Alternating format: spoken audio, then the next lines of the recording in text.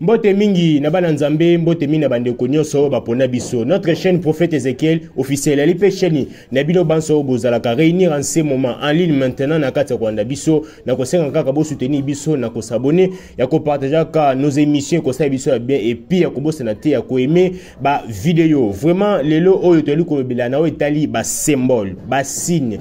Lelo oyo toli ko mona ete motoro ko fanda pe bo na ba signe maboko to ebite motoro sa signe maboko. Impact ngo ya ligne ni la spiritualité koyeba bongo pe na l'église to mona ete epa na biso ba Kristo to na symbole moko e la kisaka zo présenter religion christianisme et la croix et puis toko ke susu na ba maikari to komona ete sanza etelemi wana likolo na yango soko ke na scène de nos jours et lipe la représentation na ngo bongo to koyeba ba symbole wana spiritualité lien ezali nini. Je suis avec le prophète Ezekiel l'homme et bishima zala penza connecté à cette émission kasi avant tout na kosenga na bino nyonso oyo boali na motema bolungo merci na bandeko bali ko soutenir bana bitike beaucoup ba toujours na ko aider à ko soutenir et ko la penza ba opportunité ya malamu po etenzambe afongola bino pe ba porte ya mapamboli. Je suis avec l'homme de Dieu, le prophète Ezekiel, l'homme de Bishima. On est là sur la spiritualité, la paix Mbote. Mbote Isaac qui vient.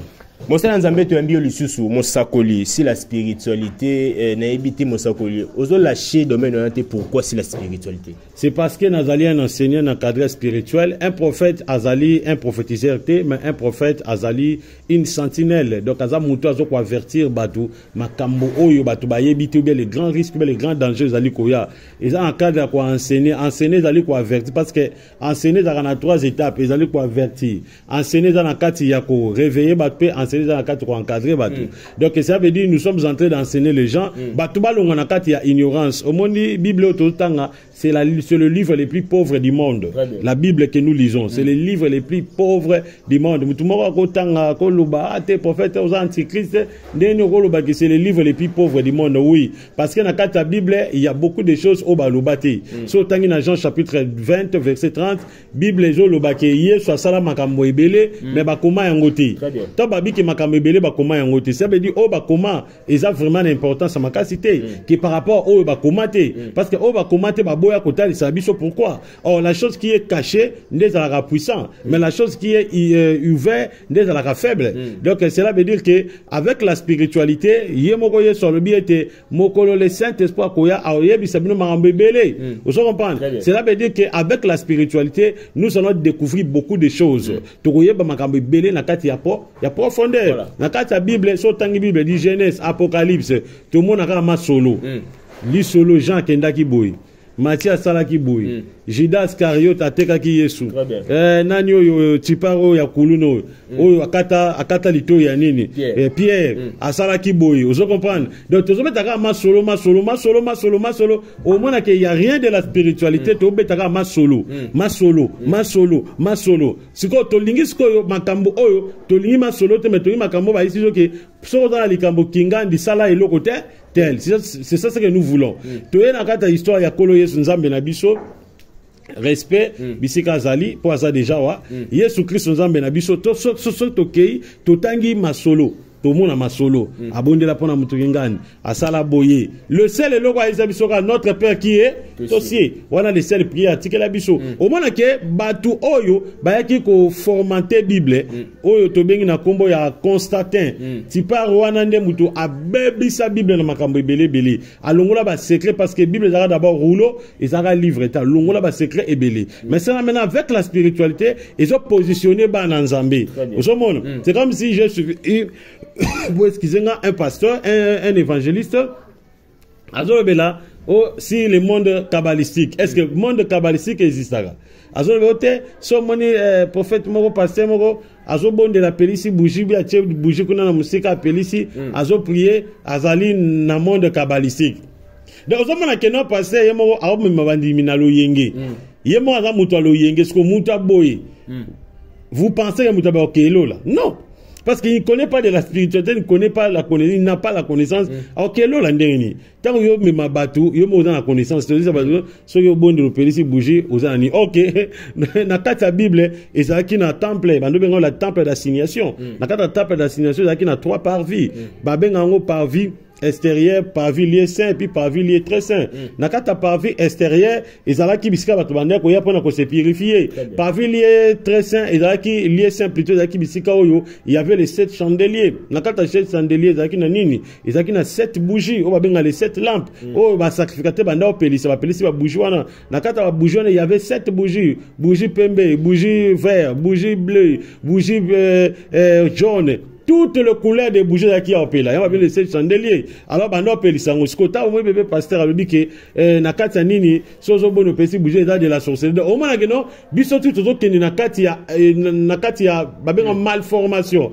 Donc pasteur a besoin pesi un groupe de 50 personnes, a besoin si muto 50 personnes. Il y a un moment il faut Saint-Esprit à là, pour Saint-Esprit moi guider biso, Saint-Esprit moi kamba biso. Vous comprenez? Il y a un moment la spiritualité et le Saint-Esprit et c'est la même chose. Donc il faut Saint-Esprit kamba biso pour tout comprendre la spiritualité. Donc c'est la raison pour laquelle je suis vexé dans la spiritualité, pour enlever l'ignorance dans la tête des gens, parce que l'ignorance c'est plus que même la mort. Donc c'est un peu ça. On est là toujours sur la spiritualité, Moussa Nzambe. Tu as là pour na symbole. Le tout comme on a été dans l'église, on a tout tanga été biso religieux christianisme, tu as mis représenté na croix. Et puis ce qui na côté na biso na bande ko biso ya maikaro, comme on a été signe étoile et il y a sans étoile likolo, il y a etonga. Tu éviter est-ce que ba symbole on est ezali na pouvoir ton influence le monde des esprits.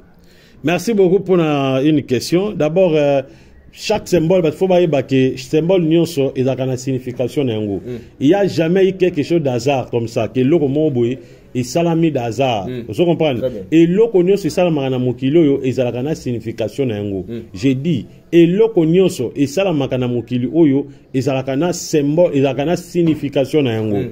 Tu es comme on a tout d'abord de miwe. Au moins ba miwe ba lo ba partir ba symbole. Très bien. Ba miwe oko lo ba papa, aibi papa te mama te. Que non sur la lipa, a oye ba ngote. Vous comprenez? Oko yebise que non, ndenge za boezwa clé à mutuka kendo démarrer mutuka. Akoye bate makambo yebise. Mais maintenant soko yebisie makamba partir ba symbole. Aibi ke eloko alobi eliko loba kingandi. Ndeti baba so cheboy. Yolo ba mwana moba lo seta Yolo keno yaka kende kuna okuta mwana moko ya mobali jeune moko boya okuta garçon moko boye tant do chebo yolo ba garçon tant o chebo yaka personnalité mutu mwana mobali mais so chebo moi, c'est vous comprenez? Ça veut dire qu'à partir de symbole, message de l'équipe. Alors, dans le monde des esprits, il y a ce qu'on appelle les symboles. Pourquoi les Illuminati sont représentés dans les symboles? Pourquoi chaque loge est représentée dans les symboles? Tout ce monde a Mike Carey, ils ont un symbole, un Kanka, ils ont un symbole, Rose Croix, ils ont un symbole, bébé pasteur Bolongwa. Monde kabbalistique n'existe pas. Monde kabbalistique n'existe pas, mais il y a un certain kabbalistique. Ba kabbalistique, un certain kabbalistique, ba appelle un symbole. Yoriba, ils ont un symbole. Yoga, ils ont un symbole. Voilà. Tu es dans manger de la sainteté, ils ont un symbole. Alors, tu es ce qu'on a biso ba chrétien. Biso ba chrétien, christianisme, loge blanche. Biso ba chrétien, tu as loge blanche. Non, loge c'est ça kindogi. Loge, ils ont le cola indimelo. Biso ba chrétien, tu as loge blanche. Non, tout ça. Ah, mais je comprends bon côté. Ah, mais oui, mais makamanzambe, ils ont loge, on a la loge, c'est qu'il faut qu'ils vont. Et là, tu vas comprendre. Les gens pensent que le christianisme, ils ont le cola maïa omela, aux yeux maïa omeli. Mais si on a un caca, ils ont le cola moutou, ok, que ça la part na sirène. Ok, biso, na kata christianisme, tous ana ba initiation. Au moins, tu vas baptiser moutou. Ben, ils ont initiation moutou. Bazo balisa yo na nani, bazo balisa yo na Jésus. Donc, ozo ça la part na Jésus, ozo ça l'alliance na Jésus. Ils ont déjà, tant ba que non na kata ya maïa ba dindisi yo, ils ont déjà rituel. Vous comprenez? Très bien. Et ça, rituel mobimba. Bah, bien, en mot rite. Rituel vient du mot rite. Donc, il y a une cérémonie avec une parole. Ça veut dire, au ça la cérémonie, mais au lundi, c'est un maloba. Donc, au ça l'alliance à partir de ya maloba. Et il y a au ça l'alliance à partir de maloba. Donc, il y a tout le monde a tant de baptiser moutou. Vous comprenez? Très bien. Tout ça, là, déjà rituel. Et puis, tant de baptiser biso. baptême nyonso ya on a ici mutu toi talanga soko zo baptême batali sa elongi na yo etala na est et plutôt etala na l'ouest wana baptême té et ça baptême té kasi on tolo bakino ba passer ba kolisa batu na ignorance église munene 3000 personnes mais yemo ba yebelo côté yango mona ba diable azo utiliser bango donc oza ba baptisé na nani na nord ce n'est pas ça ba baptisé na sud ce n'est pas ça baptême faut batali so elongi na est parce que trop na nzambe fandi na est bisika mo ebimaka oui et ça déjà moni position cardinaux nani quatre quoi cardinaux sol tu as na nord sud est l'ouest c'est symbolique c'est spirituel mokile za ouais mokile eza 4 mokile za carré 4 coins vous comprenez alors tant que bazo baptiser yo batali sur na 4 est ça veut dire bazo ko initier yo na trône suprême de notre Seigneur Jésus-Christ aux ade na 4 rituel au sala rituel vous comprenez donc ezali moko ya ba élément sengeli biso ba passer batu ba yebaka yango alors tant bomoni mutu aleki azola ba kenote ba symbole boye donc d'abord il ne connaît pas les symboles. Maintenant, je voulais expliquer avec beaucoup de détails. Voilà. Symbole, d'abord dans les symboles, il y a un langage. Chaque symbole annonce un langage, chaque langage annonce un message. Chaque message annonce une énergie, chaque énergie annonce un esprit. Vous comprenez? Voilà. Tozu d'abord symbole moko qui influent.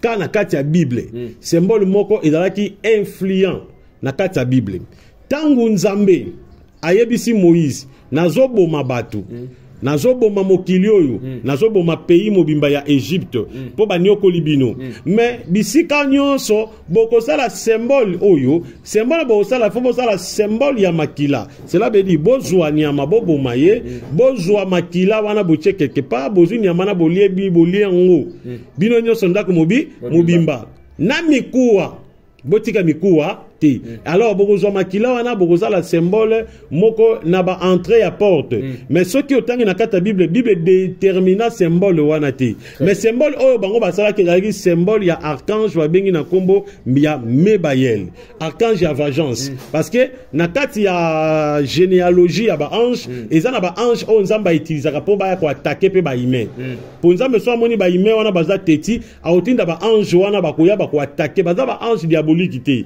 baza ba ange naître vous comprenez alors ba ange wana bazalaka ba ange miwe quand on ba ange miwe cela veut dire bango ba yokaka te ba yokaka voix te ba yokaka kolela te pe ba yokaka pitié te vous comprenez bazali ba ange oyo ba yokaka partir ba symbole ils comprennent les messages par des symboles alors nzamba epsa Moïse asalo ba bengaka pentacle moko symbolique pour eba ko empêcher archange Mebayel akitisa o ba bengaka vengeance ou bien furieux na été likolo ya ba humain vous comprenez alors tant usiko Moïse accompagne ngo enseigner na ba mikolo nyonso ya Israël aisi bango bozwa makila bosala symbole boyi obi symbole ezaki symbole ni ezaki pentacle de la croix ezaki symbole ya écoulouse or dans les coulouses sont les coulouses il y a la grâce vous comprenez ezalaki croix mais so aussi bébé pasteur a oyebiso bazwa ki makila babwa ki boyi ba parole ka couler te ba parole ba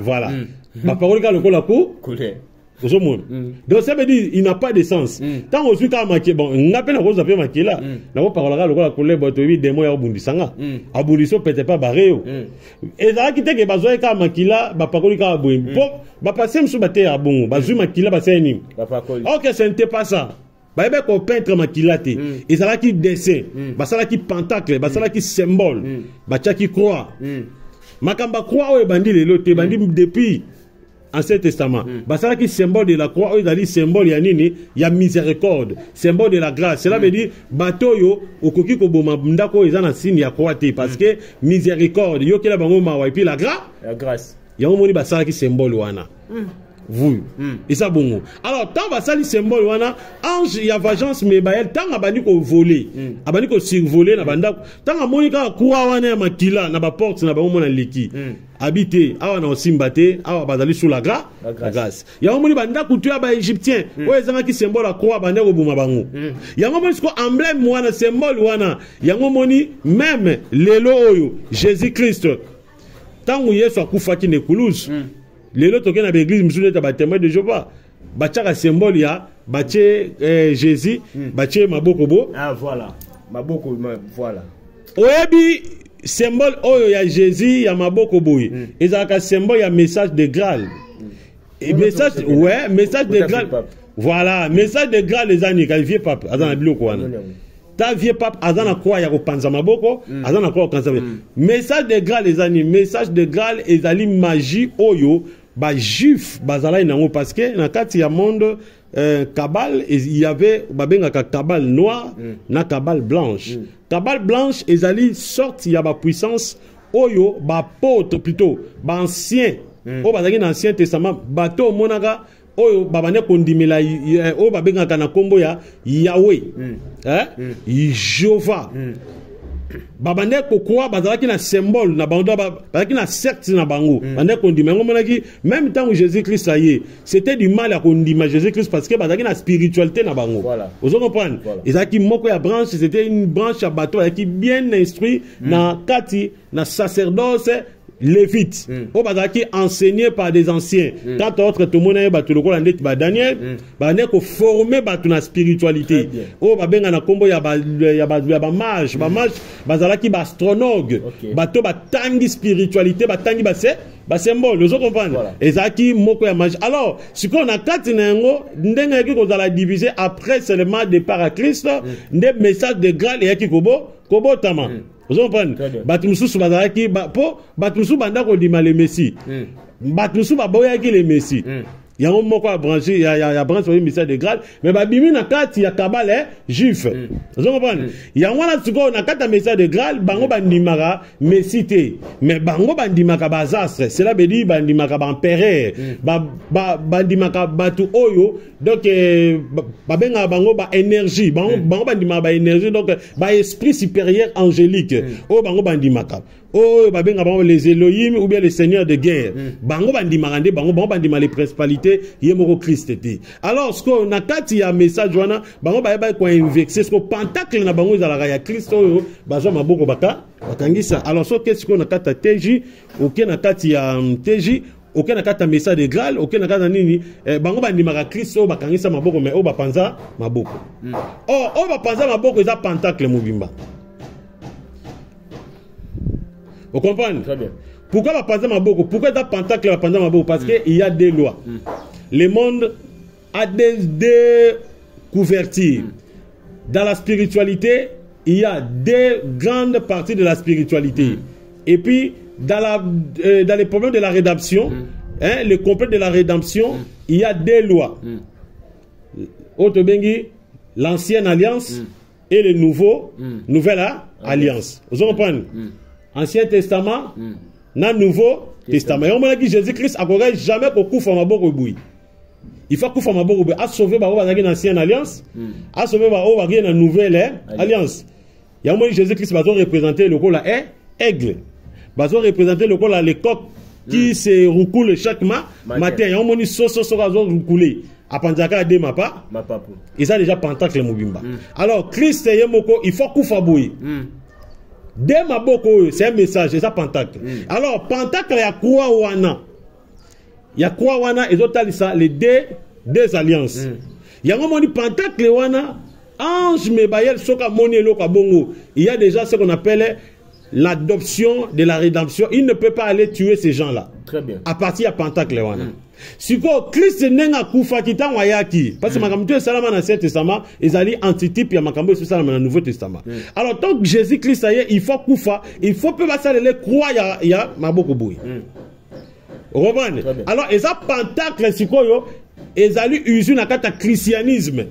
Pentacle so ba christianisme ezali croire wana. Soko moni kona yengo lobake la grâce. Vous comprenez? Donc croire wana ils ont représenté la grâce. Parce que derrière ce symbole wana, il y a un langage. Derrière ce langage, il y a un message. Derrière le message, il y a une énergie. Derrière une énergie, il y a un esprit.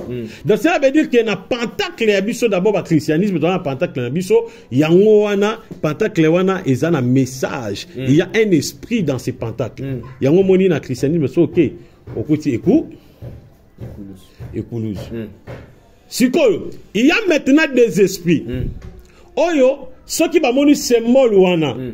ba ange so ba moni symbole wana ba comprendre parce que je t'ai expliqué nzambe tanga sala ki ba ange asala ba ange majorité ba ange o ba se révolter ba gene na opposition asala na ba ange naître ni nzambe ni Satan baza naître ça veut dire ba benga bango ba ange wana baza plus ba ange miwe ce sont des esprits miwe ba esprit na ba yokaka plus par des symboles soka bi akeboma Hier, il est dans la.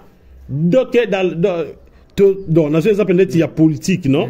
Opposition majorité, Bazakana, société civile. Au moins, société civile, ni opposition, ni majorité. On comprend donc, Ange Baza usu par Nzambe. Mais Baza Bonsko, Ange Nzamba utilisera Bango. Bakenda osala ba mission. Ce que bango bazaka bazaba miwe ba yo kaka parti ya ba symbole. Alors, tant où ce qu'on a église botier pentacle moko boyi, ndeti pentacle de la croix. O biso to tchaka na ba église. Pour tout ça ko lo ba le mot pentacle les abondoki, pentacle les abondokité. Pentacle ezali symbole o eza doté na énergie. On va benga pas pentacle. Alors, ce que tant où yo tche yango ba être wana o bazaba miwe ba comprendre déjà signe yengi ko lobake là-bas il y a la présence d'Elohim. D'Elohim, il y a la présence de Yahweh, il y a la présence de Jésus-Christ. Il faut tout ça en unité, il y a tout qui nous protéger batoa wana ou bien tout qui nous aider ba on va réussir. Au moins il va aider bino. Vous comprenez? Donc et ça langage, ça message na bango.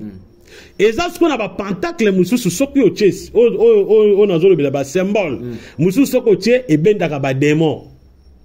Ba démon miwe parce que Satan a photocopié nyoso ya Nzambe. Ba démon miwe o ba yebi ke no sini oyo et la kisi ke biso to kende ko vénérer et loko eza na kati kunu be to kende ko protéger loko eza na kati. Toujours d'abord pentacle de cavalier de la mort. Moni pentacle de cavalier de la mort et ça pentacle o ezalaka plus na ba hôpital. Et ça pentacle ezalaka plus na ba pharmacie. Toujours coupe nakata coupe wana bachaka coupe non bache nyoka azingi coupe azimutu achena on va un pentacle de chevalier de la mort. Une fois pentacle wana est dessiné devant des maisons comme des pharmacies. Une fois est dessiné devant des grands hôpitaux. Pentacle wana pe au monde ba médecin belé bazala nango ba médecin ba minganga ba pesa ba emblème wana batie croix, basi serpent alingi croix. Alors, ba esprit et comprendre que non, derrière ce symbole, bazan a posé une intervention to injecter ba maladie et belé na banzo tabatu afin que bango basa la commerce ya ka vente ya ba produit ou ba médicaments chimiques. Et puis bato basa la plus ba kisoto milata izali ba indien. Ba indien ce ne sont pas des chrétiens. Ba indien baza capable de créer maladie, ba créer kisi afin que non kisi na bango te kama po baza na monde de commercialisation mbongo ko te belé na kata société. Pour muti jamais akoyi ko sala eloko ashitaka. Il faut sala eloko pa moni maladie moko eza pe belé pour soto ki ke non eboleza kuna bosali ki sebola. Muta azali ki sebola comme millionnaire. Parce que ke bolezali yo sali ki sebola maladie eboleza te. Siko bato ba mela ki se onande ndengeni. Yango mona ka ba indien wana ce sont des grands bateaux à mabe. Vous comprenez? Batie pentacle de chevalier de la mort et ngolo babazo benda maladie. Ba démon malade so ba mo pentacle il faut ba kita ba injecter malade na banzoto bato. Ba malade on est ko za soigner ce à partir à médicament ba ba teka mo na ki serpent azosani. Azos eloko eza na coupe. Vous comprenez ngo? Ce ko pentacle wana ngolo ba une fois monde muta tambola pendant que ba pentacle eza peinture na ba mire partout. Il y a un maladie qui chirurgie de foie, cancer, nini. Mais puis ma maladie qui wana ba kisi nango eza. Tant bozo belaka bango bazo teka ba kisi. Société zo mata, bato bazo futama, bango pe bende bazo vendre bien, bako ma ba millionnaire. Lelo to mona ba pharmacie belé. Puis ya la pharmacie ezani. Yebisanga. Mutabela. Papa Bandela. Mutabela. Yo la pharmacie na yo na coin, prière no ezani. Président que mutabela nda bongo sombe abakisi. Ce qui lelo tekité cause des animes. So tekité 2 jours au lobani. Na woni na mikolo velanza boss ko dabela. On comprend non au moins c'est qui.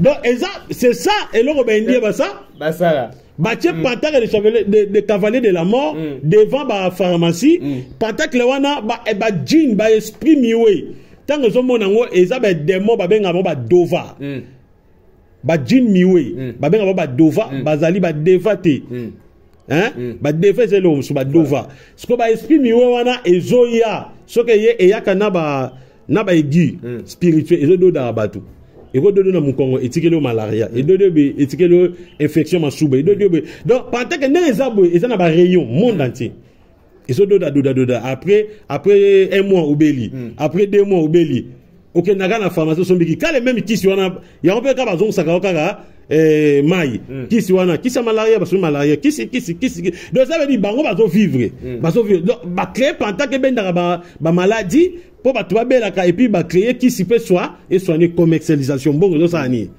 et tambola vous en parlez aussi donc c'est ça commerce oyo ba india ba sali mais monde moyen comprendre makambo spiritualité ezate yango moni soko moni mutu akei na maladie ya mokie ya fourmi kosu bien fièvre ya pamba o ba ko bete antibiotique plutôt dipyrone na hôpital une fois à côté na kat hôpital malade c'est grave na ebite so bosala constat malade c'est grave et puis so mutaza ko hospitalisé une fois ba sentir que na amélioration ezali ko kota na nzoto soki munganga ayesi bino bo bima ko ba teke to c'est la totale évolution na yaya okufa so munganga bibo mais ou bien munga bo comprendre que non moi amélioration ezali mais ça munganga asala bino bon ba kisi ordonnance bo kende ko landela ngona nda une fois obo ina yo te ça va to ka munganga bino nu to landele momke maman papa je te dis beaucoup si sambongo nyonso ti mutu na okota mabele pourquoi parce que il y a un pentacle de cavalier de la mort devant hôpital et vandawana oui pentacle de cavalier de la mort ezande pentacle de cavalier de la mort ezali différent na pentacle o bachaka na ba église pentacle bachaka na ba église la croix pentacle de cavalier de la mort oyo bachaka na ba pharmacie o pe bachaka na hôpital ezalaka le même mais deux sortes o bachaka na hôpital za ka coupe bachenyo nyoka o bachaka na hôpital za ka croix ba encercler yango voilà vous en parlez yango croix o bachaka na c'est différent avec croix et église église za ka croix ba encercler te soki na ba église bachaka croix ba encercler ba djinn dova ba bando kitana église ba to bando bela na église wana soki bachaka yango sikoyo na kati ya hôpital bache croix ba encercler yango cela veut dire que tant que encercler yango tant que ozana kati ya secteur na milieu ya hôpital tant que ozana tu es toujours mouvementé influencé par les démons d'ova cela veut dire il faut mbongo ici là wa voilà vous comprenez moi voilà yango mona mutu swana azana hôpital soki mbongo esili nde mutasaya nini abimi tant que bozana libokia papa batu ba internet beaucoup na commentaire tant que libo yo mona mutakena pena na $1000 na hôpital ana $1000 na poche et puis mutabiki ayezonga na $1000 si ekosila ndi maladi wana esani ici parce que pentacle wana ezali